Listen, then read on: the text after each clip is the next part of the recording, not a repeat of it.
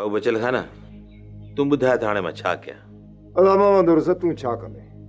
तोखे ऐं मूंखे जेके हीला वसीला हलाइणा हुआ से त यार हलायासीं, अञा छा कयूं? केॾा इलाज मिंथू हथ ॿधिया मान, पटको लाए पेरनि ते रखियो मान, त बि कुझु न। बाबू बचल हाणे जीअं तूं हुकुम करी।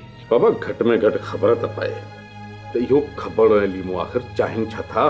बचल खाना बाबा तूं असां सभिनी जो ई वॾो, पर ॻाल्हि ॿुधाए न, ॻाल्हि में त आहे कुझु बि कोन्हे। इहो त मां बि सम्झां थो भोग फ़क़ीर, पर कंहिं बि हीले बहाने उन्हनि खे राज़ी त करणो पवंदो न बाबा।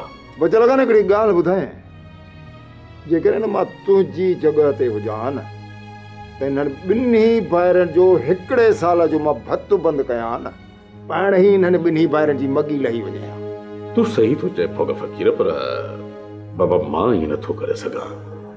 ॾिसण मुंहिंजे लाइ घोड़े कन बराबरि आहिनि। बाबू बचल खाना भला जे घींगर अटकी पियो आहे, इहो छॾाइणो त आहे न। हाणे तूं ॼाण, लीमो ऐं खबड़ ॼाणे, असां छा था करे सघूं? बचल खाना एॾियूं त मिनथूं कयूंसीं, इलाज कयासीं बाबा, मुड़ी वञो यार, ॻाल्हि में कुझु बि कोन्हे, पाण में ठही वञो बसि बाबा। इहो मथो हणी हणी असांजा त हाणे मथा ॿिन्ही जा सूर था कनि। बचल खाना जीअं तूं मुनासिब सम्झी, मुंहिंजे पुट जी शादी में जेको इहे छेॾक शुरू थियो आहे न, ख़ुदा जे वास्ते हिनखे ख़तमु कराए।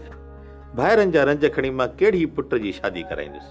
बाबा अॼु राति मां राज वारनि खे घुरायो अथव, तूं बि ऐं भोग फ़क़ीर बि। तव्हां बचिजो, मिड़ई भाइरनि खे राज़ी करे वठंदासीं, ठीकु आहे न? सब्सक्राइब कयो असांजो official YouTube channel Sindh TV HD drama ऐं वधीक अपडेट लाइ बेल आइकन खे क्लिक करियो।